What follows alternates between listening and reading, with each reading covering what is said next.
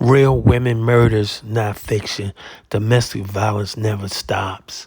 Miss Franklin, age 21, gunned down May 18th, 2024, in Kennesaw, Georgia, by an ex-boyfriend here. He's in his early 20s. God bless the family and friends. And stop domestic violence. Damn.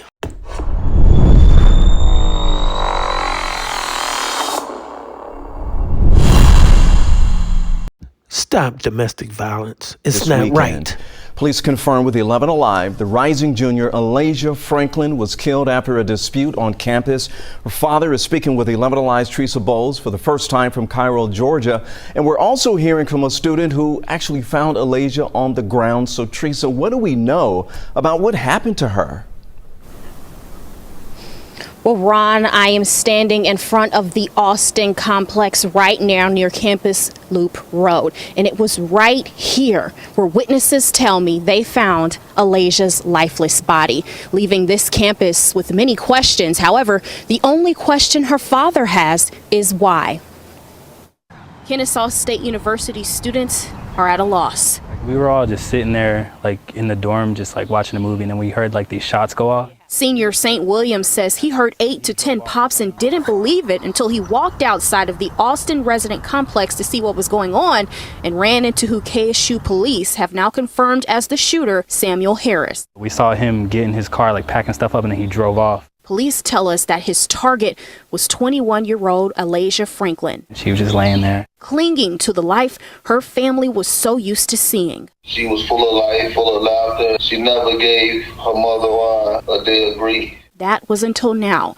Grief struck a South Georgia family and an entire campus when Alyssa was pronounced dead Saturday. It's a loss her father, Bobby Franklin, cannot come to terms with. I'm lost for words. I feel like my heart has been ripped out of my chest. Bobby says his firstborn child was about to start her 3rd year at KSU.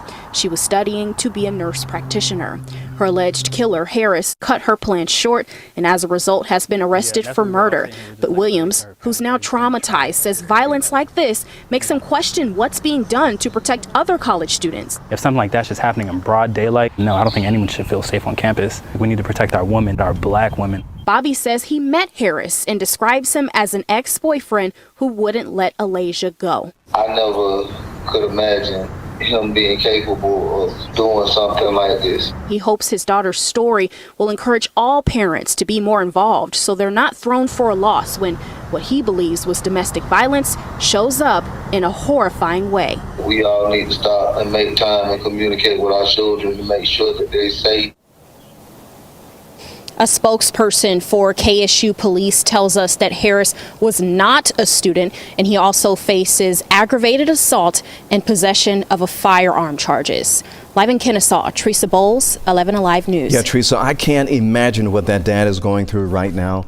Our hopes and prayers are with that family. By the way, Kennesaw State University is providing counseling tomorrow through Friday from 8 in the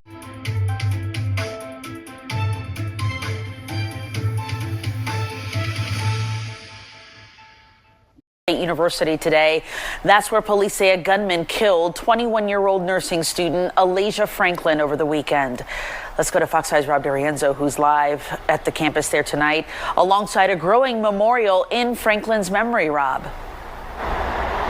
Yeah, that's right, Christine. Good afternoon to you. Well, the students I'm speaking with are still having trouble wrapping their minds around what exactly happened just feet from where I'm standing this past weekend. At this point, they say they want 2 things: resources and justice. She was a queen with a memorable smile. So much heartbreak in Kennesaw State University's community. She was a blessing.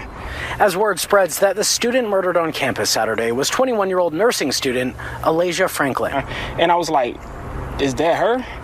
And then so I was in very doubt for a long time, but you know her smile.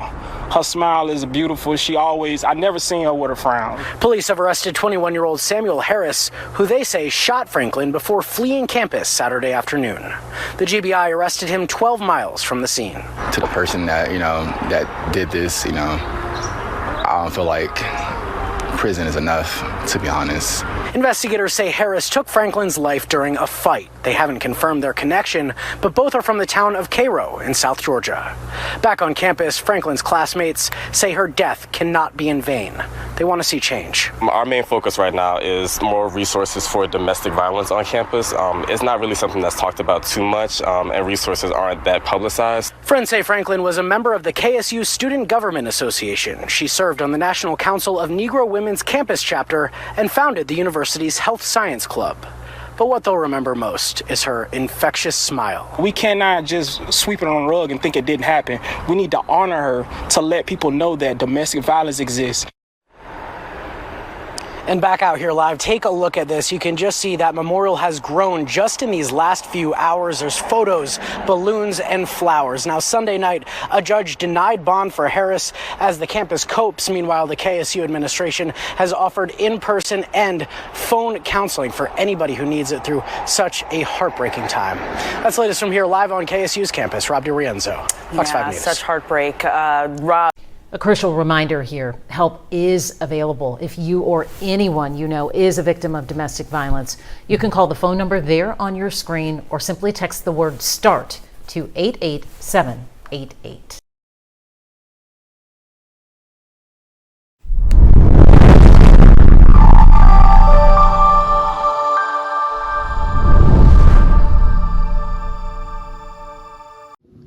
Thanks for watching. We appreciate you. Please subscribe.